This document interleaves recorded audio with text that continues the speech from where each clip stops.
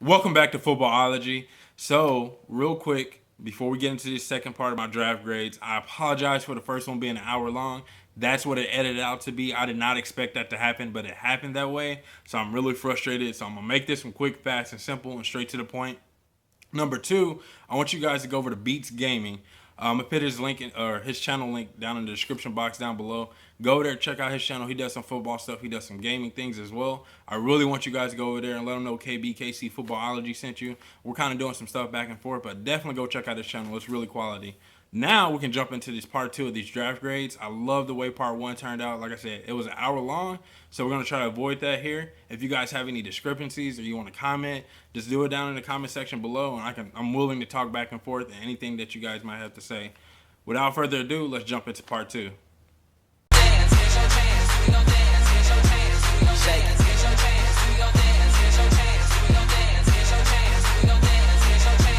Drop down and shake, shake. Drop down and shake, shake. Drop down and shake, shake. Drop down and shake. Drop down and shake, shake. Kickoff part two, we have the Atlanta Falcons. Now, the best pick that they made and the pick that I actually enjoyed the most was Keanu Neal. I think he was the first round draft pick.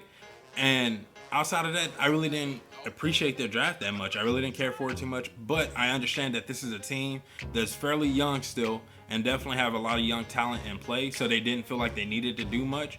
But I just wasn't that overall impressed with their draft. I wish they would have had a little bit better of a draft. But definitely getting Neal definitely helps them secure the secondary. They have some young studs that are starting to come up in that secondary. So he's just another guy that they can add to that secondary, and definitely a key piece or a cornerstone piece for that secondary. With that being said, I went ahead and gave the Atlanta Falcons silvers. I definitely feel like like I said, it just wasn't that impressive of a draft that I felt like I understood why it didn't need to be that impressive of a draft. I just wasn't that impressed with it. But they got silvers, and that's I don't know. It's just a little bit better draft from those guys. They're a team that can get to the next level. I just feel like they're standing in their own. All right, now we have the Indianapolis Colts. I love their draft. I love what they did. It was definitely a couple of other pieces that I wish they would have addressed, but you guys know why I love this draft. You guys understand why I care about this draft so much. And if you've watched some of my years past videos on the Indianapolis Colts and how I felt about this organization, you understand how much I like this draft. I've been excited to do this grade all week long. This grade is exactly what it needs to be. So real quick, the best pick that they made was the Ryan Kelly pick. Obviously, you guys see my mock draft. He's the guy that I felt like needed to go there, help Andrew Luck anchor down that offensive line, and someone he can trust in. The pick that they made that I like, and you guys should know this, is TJ Green. Definitely oh my God, he's a free safety that can run so well. He's not a great tackler like Earl Thomas, but definitely he has a Lambo like Earl Thomas. I think he is a guy that can create plays by himself and definitely allow that defense up front to do a little bit more. So TJ Green was a pick that they made that I like, and it was just, it was so insane. With all that being said, I went ahead and gave the Colts Diamonds.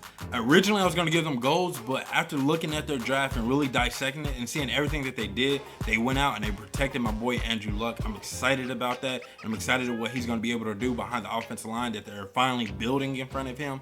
And I'm really excited, honestly. And with the TJ Green pick, it definitely just put it over the top. Like I said, they were this close to getting Golds, but I changed my mind at the last second. I went Diamonds because they deserved it and for the draft that they had. Next, we have the Buffalo Bills.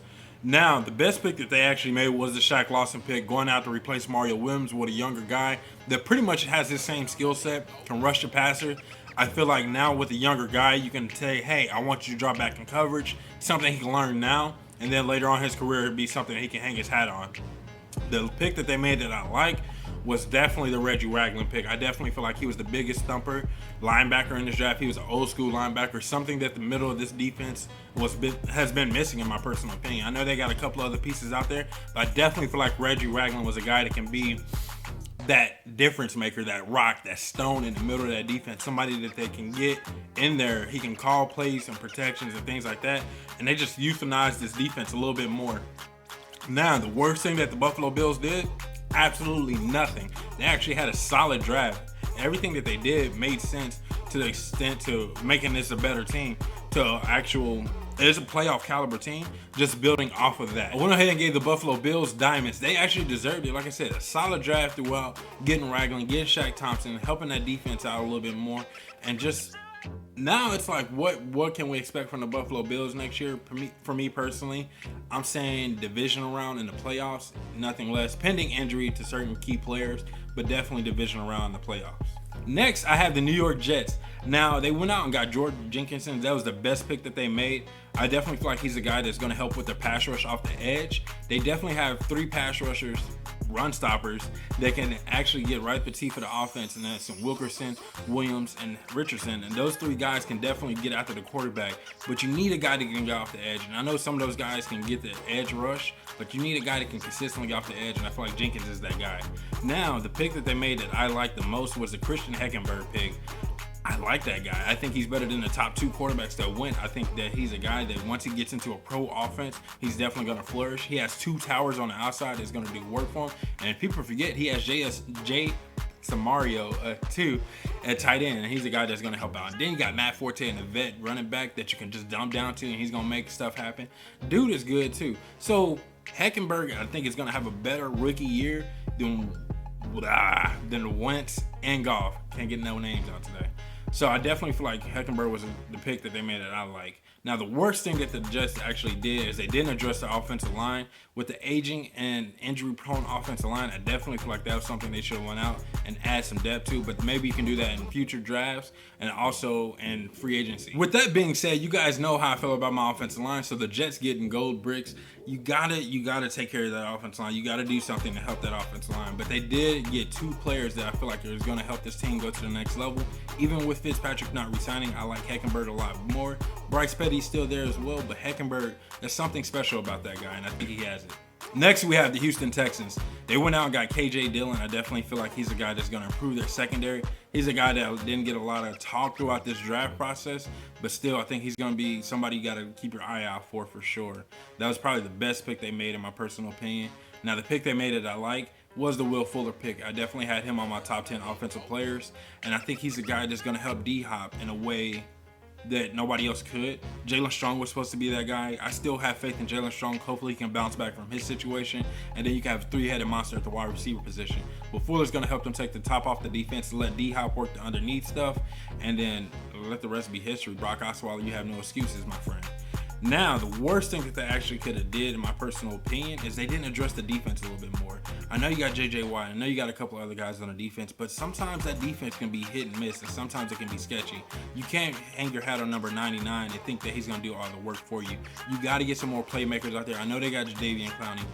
They should have took Khalil Mack, and you guys go back and look at that mock draft. They definitely should have got Khalil Mack. But I think they just needed a couple more playmakers on that defense. I know they got a lot of Cushings and Merciless. I know who they have, so don't question me there. But I think they're missing some guys that can take the heat off of JJ. We know what he can do. We just need another guy that can do what he did. With that being said, I went ahead and gave the Texans gold. Now they improved a playoff team and a winnable division. So you can't really knock them for what they did draft and what they did do. But at the same time, they just didn't do enough for me to feel like they deserved a diamond. Next, we have the Washington Redskins. Now, the Washington Redskins, they went out and got Josh Doctson. That was the best pick they could have made. I had them getting a receiver. They needed a receiver. They need a true receiver in Washington. You guys know how I feel about Deshaun Jackson, Pierre Garçon. I like Jordan Reed and what he's bringing to the table, but you need a true receiver out there. Doctson's going to be that guy for Kurt and definitely give him the ability to throw the ball to the outside and to the perimeter. No more Jordan Reed. Take some pressure off that man so he don't get banged up as much. Now, the pick that they made that I liked the most was the Kendall Fuller pick. He's a guy that can come in and help that secondary out a little bit more. He's a corner that I was really high on and completely went crazy late, but he's a guy that I think that is going to help that secondary out. And he has the ability to start because I don't feel like there's too many players. I know they got Norman and they got a couple other guys out there, but I definitely feel like he's going to push some of those guys for a starting position in that secondary, and I think he has the ability to do that. Now, the worst thing that they possibly did, the worst thing they did in this draft was the Sewell Cravens pick. And I'm going to explain myself. Everyone's calling him an outside linebacker. You got Preston Smith, right? And Ryan Kerrigan there. He needs to play the safety position. Let him move to safety. Everyone's trying to find the next Deion Buchanan. Everyone's trying to find the next Taylor Mays. Sewell Craven's that guy, but don't forget having a good powerhouse, strong safety goes a long way. Remember a couple of years back, Cam Chancellor set the tempo in a Super Bowl game against the Denver Broncos. He was a powerhouse, strong safety. So he's a guy that can definitely set the tempo, and I feel like Sewell Cravens can do that. Move him to strong safety and stop kicking yourself at outside linebacker. I still feel like the Washington Redskins deserve to get diamonds. From every position that they addressed the correct position. They did what they exactly needed to do. Like I said, going out and getting Josh Doctson was a great idea. And going out and getting Kendall Fuller, they can at least add some competition to that secondary and some depth, something that they've been missing badly because it kind of killed them down the stretch last year. And the Sewell Cravens pick, he moves to strong safety. This diamond is more solidified. He stays outside linebacker. I start to question a little bit more. I know he can play the little tweener position, but this is a playoff team that improved themselves and definitely going to allow them to make that next step in the playoffs. Now we have the Minnesota Vikings. They went out. The best thing they did was go out and get Laquan Treadwell. Definitely add another receiver to the outside the position. I know they got a couple of guys there they're still kind of banking on. They feel like they can work their way over that hump. But the worst thing that they did was they went out and got Dave Morgan, which was a tight end. And I didn't understand the tight end position, having Kyle Rudolph there, and then also having Mikael Pruitt. I definitely feel like those two guys showed and flourished last year. But we forget North Turner's in-house. North Turner loves his tight ends, and that's what he does. Now, the pick that they made that I like the most was the Mackenzie Alexander pick. This guy might be small, but I definitely feel like he can move to the nickel spot. You got Trey on the outside with Xavier Rhodes. Now you got 3 shutdown corners, in my personal opinion, and definitely going to allow that secondary to make the next step. This secondary and this defense is becoming something to be scared of, in my personal opinion. Mike Zimmer's doing his thing in Minnesota. I went ahead and gave the Vikings gold bricks because I definitely feel like that they didn't really do anything crazy over the top impressive in this draft. They did what needed to be done, but at the same time, they didn't trade or they didn't do anything out of the ordinary. I definitely like the kid that they got from Germany. I definitely feel like he was a solid pick. Also another receiver that can add depth to this team. But they just didn't really impress me enough for them to get diamonds, but I definitely like the draft a lot. And the Dave Morgan pick just felt like a waste of a pick almost. I understand I always talk about depth and competition, but if you're going to go create competition in a position where you got 2 players that you feel comfortable in, go out and go get undrafted free agent, somebody like that, and then you can create competition that way and then take that pick and go somewhere else with it. Now we have the Cincinnati Bengals. The best pick they made was they went out and got Andre Billings. I feel like this man was the steal of the draft. So many people were talking about him in the 1st and 2nd round. I think they got him in the 4th round. Steal of the draft, in my personal opinion. This dude is like a Geno Atkins 2.0. Cincinnati knows what they do. When it comes to drafting, I don't know who their scouting is, their scouting department, but those guys in the scouting department in Cincy deserve gold medals because this team is always depth, talented, and it's crazy. Like, there's a guy on their roster right now that could easily be a starter on the other 31 teams, in my personal opinion. Cincy's always been that team that can get talent late and get quality talent. So getting Andre Billings this late, still in the draft, best pick that they made. Now the pick that they made that I liked the most was a Tyler Boyd pick. You guys know from a couple of years ago, I didn't make a video on it, but I was a big fan of Tyler Boyd. He was definitely a guy that I was like, I'm gonna keep my scouting eye on him because he was definitely the guy that set himself apart when he was on the field. Now he goes to a Cincinnati team that has AJ Green. You don't have to come in and be the guy. You can come in, learn from a solid receiver, honestly, in my opinion. A really solid receiver in AJ Green and some of their receiving coaches and some of the people that they have there because they churned out Marvin Jones and Mohamed Sanu. They let those 2 guys go. You bring in Tyler Boyd, which is a true talented player. Not saying those other 2 guys aren't, but Tyler Boyd, I feel like the talent level is a little bit higher than theirs. Add some of that Cincy coaching with it, and you're going to have a stud on the outside with AJ Green. The worst thing that they did, not a thing. They had a solid draft on everything that they did. They made sense in every pick that they made. They just got to win a playoff game. I went ahead and gave the Bengals Diamonds. They deserved it. Like I said, they had a solid draft. And what do you do to a playoff caliber team that has crazy talented depth? You don't do too much to it. You don't change what you're doing. There's nothing needs to be changed there. Just win a playoff game and you can solidify everything that you do. Now we have the Pittsburgh Steelers.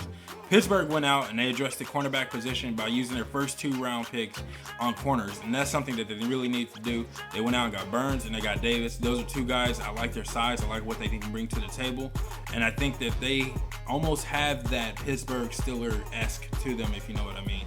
Pittsburgh missed out on Marcus Peters last year. Sorry, not sorry, but definitely they needed to do that, and they went out and addressed those positions. Now, the worst thing that they did in this draft, they didn't get enough O-linemen to protect Big Ben and my boy Le'Veon. I definitely feel like they needed to go out there and address this offensive line. Now, I know they got a couple of pieces out there, but when Pouncey went down, you're kind of like holding your breath now. And they got some good guys on the offensive line. I just want them to add a few more. And I think that if they did that, I would have been really happy with this draft. Now, the pick that they made that I like, and you guys know this, Tyler Manikavich. Definitely, dude, is like a pocket-sized Luke Kuechly. I think he's going to be a guy that's going to be a beast for the Pittsburgh Steelers. He's going to be sideline to sideline. He went to the perfect team, to a team that can use him the way he needs to be used, and we're going to give him a chance to actually be on the field. I went ahead and gave the Steelers gold. I definitely feel like that if they would have addressed the offensive line and just a few more picks or something around there, you know what I mean? I know they're still undrafted free agents and things of that nature, but I definitely want them to address the offensive line. You guys know how I feel about my linemen. I keep repeating that, but I'm so serious. I believe in having a good offensive line, and with the skill set or the skill position players that they have, you can't not protect those guys, you know what I mean? But they definitely got gold, and it could have been diamonds for what they did do, but gold is where it's at. Now we have the Super Bowl winning Denver Broncos. Now you guys know I'm a Chiefs fan. I don't hate doing my division, but at the same time, I'm a footballologist, and this is what I do. All straight and narrow, no bias BS right here. I'm gonna be completely honest with you guys.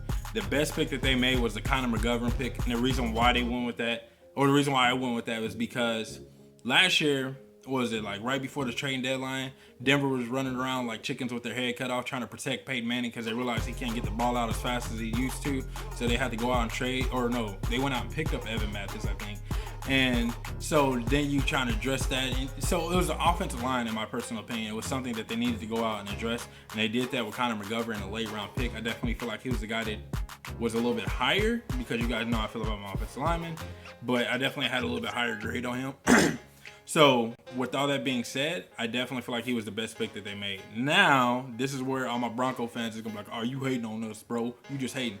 The worst pick that y'all made was the Paxton Lynch pick. The Paxton Lynch pick. And the reason why I say that is because leading up to the draft, I was for sure, and I was just so certain that you guys were going to get Kevin Hogan in the later rounds, because I feel like he was the guy that you guys could have gotten a second, even third round, and you could have got him late and not waste a first round pick on a quarterback. You didn't necessarily need to do that. Now you're kind of putting pressure on Paxton Lynch, even though he's getting into a situation with a great defense and all that good stuff. More later, if you want to know more, just ask me more. But the best pick that you guys made was the Booker pick, the running back. I keep seeing his name pop up in a lot of places. I watched some of his tape, and I watched a lot of things on him. I like the way he runs. I like the way he looks. And I think he has that NFL running back style to him. I definitely feel like he has an ability to be that guy, and I think he has an ability to take over that locker room and take over the starting position. I didn't mean locker room. I mean starting position. With all that being said, I feel like the Denver Broncos deserve to get silver bricks. I really didn't like their draft. I'm not being biased here. I'm being completely honest. You took a quarterback in the first round that I didn't feel like there was even remotely close to a first round talent. And I definitely feel like you could have got Kevin Hogan later. Stanford guy. I mean, it made so much sense to me. It disappointed me that my divisional opponent didn't do what I felt like they should have did. But at the same time, it should excite me. I think Paxton Lynch is a one-trick pony that needs to develop. I feel like Kevin Hogan would have been that guy that you would have got, what you got from Peyton Manning last year, he would have been able to do this year. But then in the later years, grow into the quarterback that you were looking for in the future. Now we have the Green Bay Packers. The Packers went out and took Kenny Clark. I definitely feel like he's a guy that's going to add some talent and depth to that defensive line. And honestly, I feel like the Green Bay defensive line is underrated, and those guys don't get enough credit for what they do in Green Bay. So it's going to be interesting to see what he does. Now, me nitpicking and being who I am and really trying to dissect everybody's draft, I don't feel like they addressed the cornerback position enough. I definitely feel like they needed some guys there that can definitely give them opportunity to create some depth. I don't feel like they have it there in the secondary. They need those depth guys. I know they got Rollins and Randall last year. They helped that secondary, but I definitely would like to see them do that a little bit more. Now, the pick that they made that I like was the Jason Spriggs pick. Definitely protect Aaron Rodgers. He was the guy that was consistently running for his life last year. And the numbers don't show it because Aaron Rodgers is that mobile of a quarterback. He's our generation Steve Young, if you will. He's a guy that can definitely get out of the pocket and create for himself, but definitely still keep his team in the game and help them win. Don't make bad decisions. So, again, Jason Spriggs hopefully helps out with the protection a little bit. Definitely helps with moving offensive line because he is a more athletic offensive lineman. So it's going to be interesting to see what he brings to the offensive line. I went ahead and gave the Green Bay Packers gold. I definitely feel like they deserve that. Getting Spriggs, going out and get Kenny Clark. These are key pieces, solid pieces, trench players, which I really like the most. The cornerback position kind of scares me a little bit. When you play in the NFC, and definitely when you think about getting into the playoff race, you're going to get Cam Newton, you're going to go against the high-flying Arizona Cardinals, and then this newfound passing attack in Seattle. So it's like you kind of want to help your secondary a little bit more, and then you look at your division. You got Detroit, you got Chicago, so those are passing teams as well. So I definitely feel like they would have addressed the cornerback position a little bit more. Next, we have the Arizona Cardinals. The best pick they made was they went out and got Robert Nkemdiche. I definitely feel like that he's a guy that's going to help them euthanize that defensive line a little bit more. Definitely get a little bit younger up front. And that defense is already scary good, but I like his talent level and what he's going to bring there. The worst thing that they honestly did was really nothing. I definitely feel like their draft wasn't overwhelming, but it wasn't that impressive. Like it wasn't nothing to be in awe about at all. I just didn't feel like they deserved to do much. Like they didn't do nothing wrong, but they didn't do anything right, if that makes sense. Now, the best thing that they did, or the thing that I like that they did the most, is they went out and they took some corners, definitely trying to find Pat P a partner in crime. Definitely feel like something that he's been missing, and that defense has been missing personally. I went ahead and gave the Cardinals gold. I definitely feel like like I said, they just didn't do enough for me to give them diamonds, and this draft wasn't that good enough, but then they didn't do that bad to get anything lower than gold. So at the same time, this is a playoff team with great depth and great talented players on it. So they didn't need to do much, but the Robert Nkemdiche pick, solid pick. Next, we have the Carolina Panthers. Now, this team was that close to winning the Super Bowl. If you guys go back and look at my last year's mock draft, something that I felt like they should have did, they didn't do this year. That was the worst thing they did. They didn't address the offensive line. They went out and they were too busy trying to find Josh Norman's replacement, then instead of protecting Cam Newton. If you're going to let a guy like Josh Norman go, definitely know that you got his replacement in house, and don't go out and waste the whole draft on trying to find one. Now, the pick that they made, the best pick that they honestly made was the Vernon Butler pick. He's a guy that's going to come in on that defensive line, going to add some rotation, some depth, and some great talent there. And I definitely feel like he's a guy that can help with the interior pass rush. I'm not sure where he's going to play exactly, but I definitely feel like he can play next to Short, and they can definitely wreak havoc on those guards up the middle. Now, the pick that they made that I like the most was the Bo Sandlin pick. Now, you guys seen him in my sleeper video. I definitely feel like he was comparison to a Greg Olsen almost. He was an underrated tight end. I think he was probably one of the better tight ends in this draft. I know there wasn't that many, but I definitely feel like he was the guy that if I was going to take a tight end, it would have been him. And I hope he does pan out. I hope he has a good mentor in Greg Olsen, and I hope they start to run a little bit more two tight end sets with him out there. With all that being said, I went ahead and gave the Carolina Panthers cubic zirconium. Like I said, you don't go out and let a guy like Josh Norman go if you feel like he's that talented. If you don't know you have his replacement in the house, you just don't do that. Or unless you have your eyes on one guy. Don't go out and try to take a whole bunch of corners, hopefully that one corner will pan out. I really hate this odds game. If I'm gonna put all my eggs in one basket, that's the kind of person I am. I'm gonna put it all in on one guy. Hopefully he pans out. If he doesn't, then I'm gonna go back to the drawing board and say I effed up, and we're gonna start over again. I didn't really care too much for getting three corners. I don't know why. I just didn't. Now we have the Seattle Seahawks. The Seahawks, they went out and they did exactly what they needed to do. This team was still a good team last year. They really didn't mess up anything, but they went out and they got John Reed, which was the pick that I like, and I definitely feel like they stole him in the draft. Going to add some more depth and craziness to that defensive line, and it's going to be insane to what he can do and what he doesn't actually have to do, but what he's capable of doing. Him and Frank Clark teaming up in the middle of that D-line, y'all better watch out for sure. They went out, and also the best pick they made, they went out and they got Jared Affetti, or Jermaine Affetti, something like that. I think it's Jermaine Affetti. They went out and they got him, and he's definitely a guy that is going to help them along the offensive line. Now, I'm not sure if he's going to play tackle or inside, but he's going to allow another piece that they can just move around down in there in that 5 to help protect Russell Wilson. And once again, this newfound passing attack in Seattle. And the worst thing that they did was, I'm just nitpicking, they took a lot of running backs. Like, I didn't know if they wasn't sold on Thomas Rawls or what the case was there, but he definitely was a guy that looked good in Marshawn's absence. So a lot of people were banking on him to be the starter going into the season. So it didn't make sense for them to go out and go take a crazy amount of running backs. But once again, I'm just kind of dissecting and trying to find something to talk about, but there's really nothing. Like I said, I was just really nitpicking at the Seattle's draft. There was really nothing wrong with it. They deserve to get diamonds. When you get a guy like Jaron Reed that was supposed to go in the first round and the second round, and then you get a guy like Jermaine Ifedi, they can definitely come out and just, like I said, play not any five, but definitely the four, the guards and the tackle positions, and help secure that offensive line in this new Seattle found passing attack. Now we have the New England Patriots. They went out and they got Cyrus Jones, which I feel like was their best pick that they made. I know he was the first pick in the draft, and he can play a little corner, a little punt return, a little kick return. So he's like a utility guy for them. And Bill Belichick are really good at using guys like him, even on the offensive side of the ball. So it's really interesting to see what they're going to do with him. Then the worst thing that they did, they went out and got Jacoby Brissett. See, I always want to call him Brissett. And he's a quarterback that I just didn't see them taking. But once again, it's New England. They do whatever they want, however they want. You do lose Tom Brady for the first month of the season. So it's going to be interesting to see if he's going to play a little backup, a little third string, a little practice squad. What is his role going to be for now? And how long is he going to be a Patriot? Then the pick that they made that I like was definitely the Malcolm Mitchell pick. He's a receiver that I feel like can come in and add a little bit more depth to that receiving core and definitely be a guy that they're missing. I feel like they just don't have that guy on the outside that they really can trust in. I know they had LaFell last year, and he was here and there and there. And we've seen what Tom Brady can do with a true receiver. And they got a lot of receivers in-house. They just haven't found their Randy Moss again, and I think that's what they're honestly searching for again. They love that offense and what they were capable of doing with that offense. I went ahead and gave the New England Patriots gold. I definitely feel like they deserve that.